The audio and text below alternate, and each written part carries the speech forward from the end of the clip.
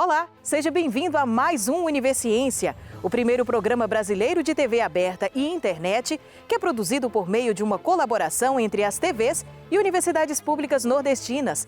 Tudo para levar até você a ciência que é feita no Nordeste. No Ceará, pesquisas contribuem para o desenvolvimento de habilidades funcionais para pessoas com deficiência.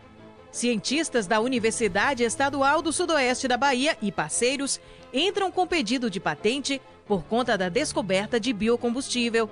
E ainda, pesquisadores da Universidade Estadual da Paraíba desenvolveram um software que ajuda na diferenciação dos tipos de AVC.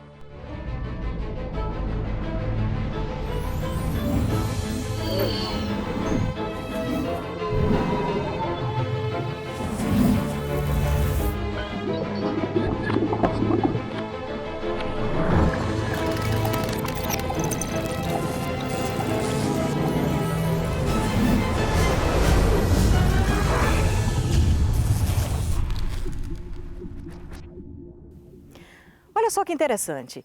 Cientistas da Universidade Federal do Ceará vêm desenvolvendo uma série de estudos na área de tecnologias assistivas.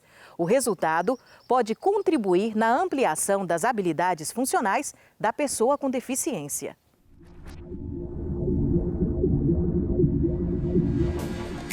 Tecnologias assistivas são todos os recursos e os serviços que contribuem para proporcionar ou ampliar habilidades funcionais de pessoas com deficiência.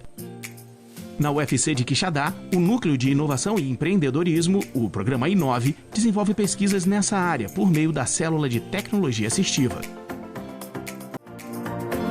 Em 2016 estava iniciando a graduação e eu e mais 3 amigos, a gente pegou e vamos tentar desenvolver tecnologias para acessibilidade. Em 2018, a gente formalizou como projeto de extensão. Esse projeto de extensão faz parte do programa Inove, que é um programa maior, né, que tem vários projetos. O aprendizado é enorme, né, tanto humano como tecnológico. Eles se desenvolvem muito na parte de desenvolvimento, né, de hardware, mas a parte social é importantíssima. Eles veem o impacto social do trabalho deles. Já foram desenvolvidas 3 tecnologias com foco em acessibilidade para pessoas com deficiência visual. As 2 primeiras foram a bengala inteligente e o Smart Glasses. A bengala era um conjunto de 3 sensores. A gente já desenvolveu outra ideia logo, que foi o Smart Glasses. Então, o Smart Glass, que era que ele detectava a outra região, né? A bengala detecta a região de baixo, inferior. E o óculos ele detecta a região da cabeça, né? A região superior. As ferramentas passam por constantes atualizações. A bengala passou por algumas modificações. Ela foi se comprimindo, foi diminuindo cada vez mais o tamanho dela e foi feita a modificação com sensor. Agora estava sendo utilizado um sensor a laser, já conseguia uma precisão maior, utilizava uns algoritmos melhores. Enquanto o óculos, a gente já também utilizava, começou utilizando somente um sensor, e ele foi passando por várias atualizações. Atualizações principalmente voltadas para o algoritmo, para a detecção, para a precisão da detecção, porque uma das maiores dores de usuários deficientes visuais era que eles não tinham como identificar os obstáculos que são localizados acima do nível da cintura. A terceira tecnologia desenvolvida para pessoas com deficiência visual é o VRI. O VRI é um aplicativo de realidade aumentada para auxiliar pessoas com deficiência parcial. Você instala o aplicativo, certo? Instala no celular e coloca no óculos, no VRBox. No óculos de realidade virtual. Aí pronto, você utilizando ele já pode dar início aos comandos do aplicativo. A gente consegue ampliar a câmera, certo? Como se fosse uma lupa, de acordo com os comandos que o usuário pode dar, sendo por voz ou sendo controlado pelo joystickzinho, pelo controlezinho. Os próximos passos da Célula de Tecnologia Assistiva são validar e disponibilizar os protótipos desenvolvidos.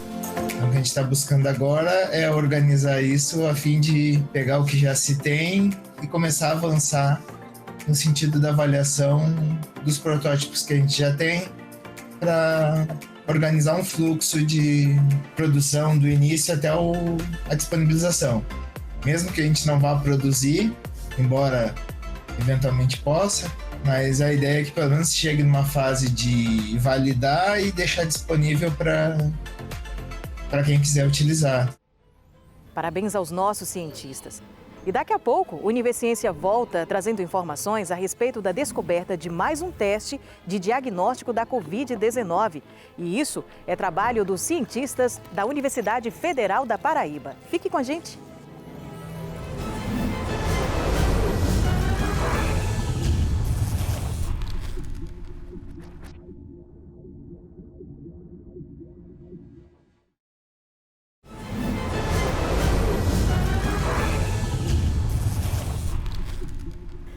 Mais uma notícia boa vindo da ciência. Desta vez, dos cientistas da Universidade Federal da Paraíba. É que eles estão trabalhando num novo teste rápido de diagnóstico da Covid-19. Vamos entender como é que ele vai funcionar? Pesquisadores do Departamento de Química da UFPB, da Escola Técnica de Saúde e do Hospital Universitário Lauro Vanderlei desenvolveram um teste sorológico para diagnóstico de Covid-19. O modelo utiliza inteligência artificial para a detecção do novo coronavírus. Esse teste é um teste rápido, né, mais rápido, menos custoso, né, custo mais baixo do que o teste de referência, que é o PCR. É um teste baseado em um sensor eletroquímico, onde uma pequena gota de sangue, né, no momento esse teste está dimensionado para análise de soro sanguíneo. Então, uma pequena gota, uma pequena quantidade de sangue, o soro sanguíneo é separado, é colocado ao sensor. A gente obtém o sinal eletroquímico da interação entre o soro sanguíneo e o sensor, e esse sinal eletroquímico ele é tratado matematicamente por um algoritmo de reconhecimento de padrões, e ele dá como resposta positivo ou negativo em relação à incidência de Covid no momento da análise. O procedimento é rápido, de baixo custo e pode ser realizado em qualquer lugar. Esse procedimento leva em torno de 30 a 40 minutos. O sensor é um sensor de baixo custo. A técnica empregada é uma técnica eletroquímica também de baixo custo, associada a um equipamento que pode ser facilmente portabilizado.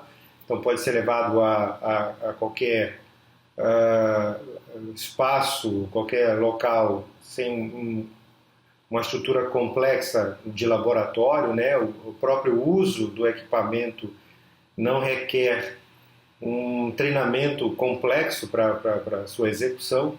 Então, essas são algumas vantagens desse teste, né? O uso da inteligência artificial, esse algoritmo de reconhecimento de padrões, ele facilita bastante o desenvolvimento de sensores eletroquímicos mais simples. O projeto, que teve início em julho do ano passado, envolve ainda o desenvolvimento de outro teste para diagnóstico de Covid-19. São testes mais tradicionais, no sentido de poder identificar a presença do vírus, né? A ideia é identificar a presença do vírus através de interação específica do vírus presente na amostra sanguínea ou na saliva, né? É importante também frisar que o teste que já foi desenvolvido também pode ser adaptado para análise de saliva. Tá? No momento ele é um teste sorológico, mas ele pode ser facilmente adaptado à análise de saliva. Então esse outro teste está sendo desenvolvido, é um teste que baseia-se na interação entre o vírus e algum modificador do sensor, geralmente um anticorpo, na presença no sensor eletroquímico. E a intenção de desenvolver esse outro teste é detectar a presença do vírus em amostras de fluidos biológicos, né, como eu falei, soro sanguíneo ou saliva, ou mesmo amostras de água, amostras de esgoto doméstico, para que a gente possa fazer um monitoramento da presença do SARS-CoV, né, do vírus, nessas matrizes, né, tanto no esgoto doméstico quanto em água de abastecimento. Resultados preliminares obtidos a partir de 100 amostras de soro sanguíneo apresentaram aproximadamente 90% de sensibilidade na detecção do novo coronavírus. A intenção é de que, em breve, possa ser feita a transferência de tecnologia a empresas e governos interessados no teste. Agora imagine um combustível menos agressivo ao meio ambiente e ainda por cima de baixo custo.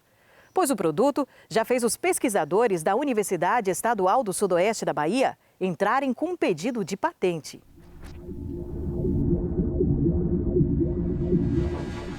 O grande desafio hoje da pesquisa de base, né, é produzir novos processos, né, porque o biodiesel ele tem que ser competitivo no seu processo de produção para ele competir com o diesel, né? Então, baseado nisso, nós temos que fazer pesquisas de base. E uma delas é usar biocatalisadores, né? Que seria uma inovação, né? Porque evitaria certos tipos de processos na hora que nós usamos os catalisadores químicos. E uma dessas formas é usar os micro-organismos para isso. E os micro-organismos, eles no seu habitat, eles têm uma adaptação, né? E produzem alguns tipos de enzimas. E essas enzimas podem ser aplicadas a biocatalisadores no biodiesel. Então, nessa pesquisa, ela foi feita coletando primeiro amostras, né, de esgoto e de efluentes, né, já tratados também, em indústrias de laticínio, aqui no sudoeste da Bahia. E, a partir daí, nós conseguimos obter os micro-organismos desses tipos de ambientes, né, que nós vemos apenas como ambientes inadequados, mas que ali tem vida, né, e essa vida é de uma prospecção biotecnológica. E esses fungos, nós conseguimos isolá-los, né, são vários tipos, e daí conseguimos fazer sua multiplicação, para conseguir fazer uma solução adequada e um crescimento dessas células, para formar o biocatalisador, né? Que ele foi feito em uma solução à base de óleo vegetal e nutrientes para crescimento dessas células. Então, utilizamos também o poliuretano, que nada mais é do que uma esponja, né? Que muitas donas de casa conhecem, para imobilizar esse micro-organismo. E, em seguida, nós conseguimos ter o poliuretano preenchido com os micro-organismos. Logo em seguida, nós conseguimos aplicar, né, esse poliuretano, que nós chamamos de micro-organismo imobilizado, para ocorrer a reação de esterificação e transesterificação, que é uma reação entre um óleo vegetal, pode ser qualquer tipo de óleo, pode ser um óleo de coco, um azeite de dendê, e o óleo de soja, que é mais usado. Por que é mais usado? Porque é mais produzido aqui no Brasil, né? Quanto menor o valor da matéria-prima, mais eu vou conseguir torná-lo mais competitivo. E utilizar um álcool, né? Essa reação ela vai ocorrer, mas vai levar muito tempo para ela ocorrer sozinha, da presença dos ácidos graxos contidos nesses óleos com o álcool. Então, nós utilizaremos a estrutura feita anteriormente, que vai produzir o biocatalisador em mini reatores, né? Que futuramente vão ser projetados para reatores maiores, juntamente com o álcool. Então, essa seria a pesquisa base para a produção do biodiesel, a base do biocatalisador, que seria a enzima lipase. A pesquisa tem que avançar, né? A primeira coisa que nós temos que ter estrutura, né, e recursos para que a pesquisa avance. Nós saímos agora da primeira parte, que foi essa parte do doutorado, da pesquisa base, de bancada, e a ideia é que essa pesquisa evolua em reatores, né, maiores, não a nível industrial ainda, mas reatores de bancada muito maiores, para que a gente veja como é que vai funcionar esse micro-organismo nessa atuação de desenvolvimento desse biodiesel, né, usando o biocatalisador produzido pelos micro-organismos. A patente, na verdade, ela assegura, né, os direitos da pessoa que faz a invenção, né, ou elabora um processo industrial para que outra pessoa não produza, não copie, né, esse processo ou produto ou qualquer outra formulação que você faça ou descoberta que você faça.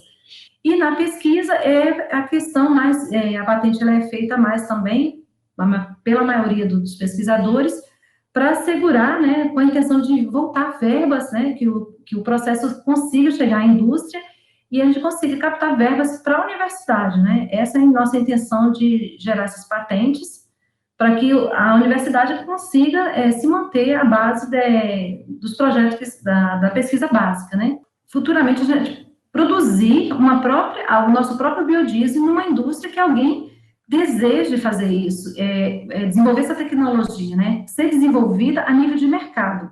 Fazer uma produção de biodiesel, né? Que ele seja mais barato possível para competir com o diesel, né? Para que seja interessante o investimento numa indústria futura, né? Para que ele seja competitivo. E como nós, aqui no Brasil, nós temos muita área de plantio, o óleo de soja é uma alternativa viável, né? Porque nós temos uma boa produção de óleo de soja.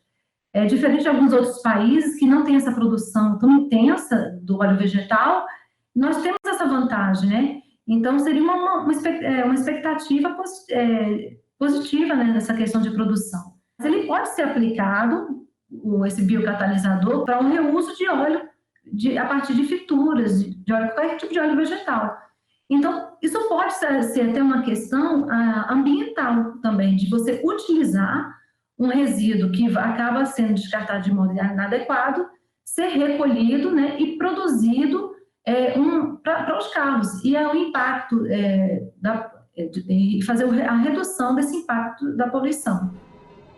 E depois do intervalo, cientistas da Universidade Estadual da Paraíba desenvolvem um software que é capaz de detectar os diferentes tipos de AVC. A gente volta já já.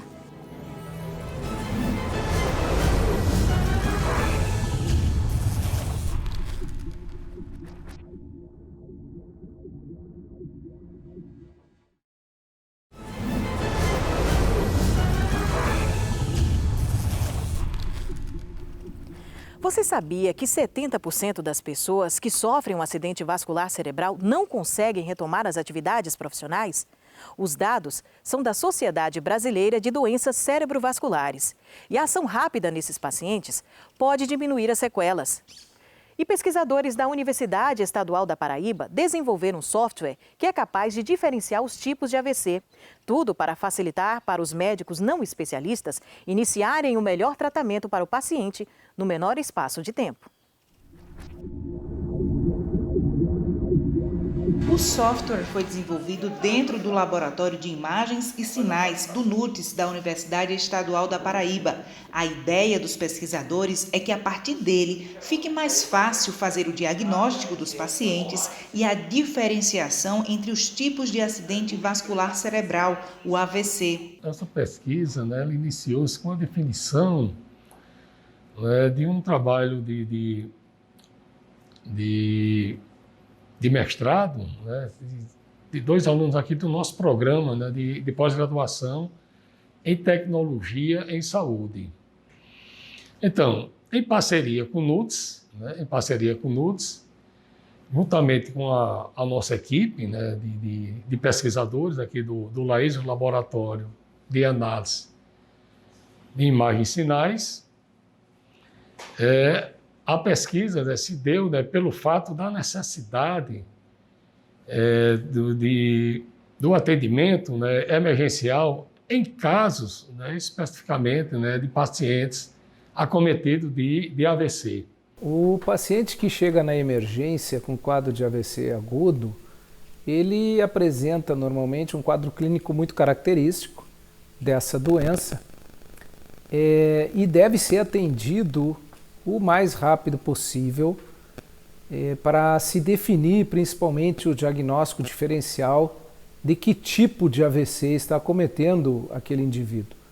Então, para a gente ter esse diagnóstico, é necessária a realização de um exame de tomografia computadorizada. Esse exame ele é feito em todos os pacientes que têm um quadro de AVC agudo, deve ser feito, e basicamente serve para fazer a diferença entre o AVC isquêmico, que é um quadro que ocorre por uma obstrução na circulação cerebral, do AVC hemorrágico, que é o quadro que acontece pela ruptura de um vaso arterial dentro do cérebro com extravasamento do sangue dentro do tecido cerebral. O quadro clínico muitas vezes é semelhante nessas duas doenças, então o diagnóstico diferencial é feito através do exame de imagem, através da tomografia. O problema é que nós não temos profissionais treinados especificamente para a interpretação de exames de imagem, principalmente de neuroimagem, na maioria dos hospitais do Brasil. E muitas vezes esses pacientes com AVC agudo são atendidos por colegas médicos que não têm uma formação específica para isso e se sentem até inseguros em definir realmente um diagnóstico diferencial, que é importantíssimo para se instituir o tratamento correto, a terapêutica correta. Além do que, quando se trata de um AVC isquêmico, o tempo de tratamento, inicialmente, ele é muito curto. Ele é em torno de 4 horas e meia, desde o início dos sintomas até a instituição do tratamento adequado para tentar restituir a circulação cerebral na área afetada. Então, o diagnóstico é muito importante. São 6 pesquisadores do Núcleo de Tecnologias Estratégicas em Saúde que trabalham presencial ou remotamente no processo de otimização do software. A plataforma recebe o nome de SDAC AVC. Nós utilizamos uma técnica, uma sub-área da inteligência artificial chamada aprendizagem de máquina. E essa aprendizagem, nesse processo de aprendizagem de máquina, a gente transferir a experiência do profissional, do especialista, para o computador. Então, isso é feito através de um processo de treinamento da máquina. Então, nós apresentamos para esse computador, para esse modelo que está sendo desenvolvido, vários casos e rotulamos. Esse conjunto de características aqui, de informações, representa um AVC hemorrágico. E esse conjunto de informações representa um AVC isquêmico. Então, a máquina começa a partir desses padrões, dessas informações, ela começa a aprender. Então, é dessa forma que é feita a transferência de conhecimento, digamos assim, de experiência do especialista para o computador. E a partir desse treinamento, quando apresentamos um novo paciente com características de anamnese e de imagens diferentes, ele consegue, a partir daqueles padrões que ele aprendeu, identificar se seria uma isquemia, uma hemorragia ou uma hemorragia do tipo subaracnoide. Assim, é interessante ressaltar que nessa pesquisa participaram em torno de 400 pacientes, dos quais se gerou uma base de dados de imagens em torno de 16 mil imagens. A plataforma está em fase de testes em hospitais parceiros para então seguir o processo de patente. A partir de agora, o software em si está no processo de validação. Tá? Então, após esse procedimento de validação pelo especialista, normalmente esse procedimento de validação ele é feito por uma equipe médica. É feito por uma equipe médica. Então, eles comparam a classificação realizada pelo software e pelo padrão ouro, faz a comparação com o padrão ouro que eles utilizam para diagnosticar o paciente, com um quadro dessa natureza. E após esse procedimento de validação, o software em si vai passar também por alguns ajustes.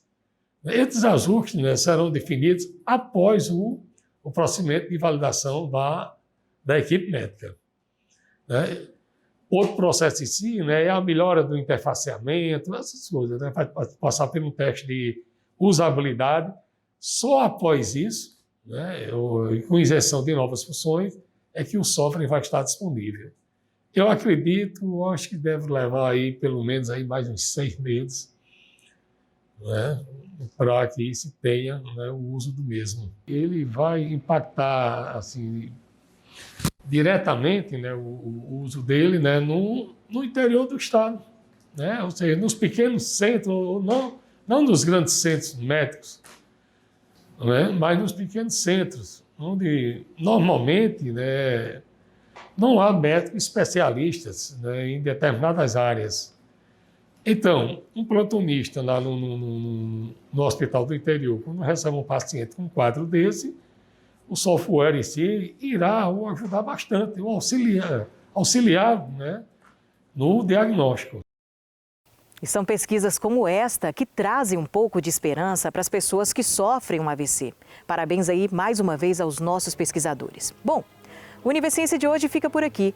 Muito obrigada por sua audiência e sua companhia. Voltamos na próxima semana, trazendo até você as pesquisas científicas desenvolvidas no Nordeste. Até lá!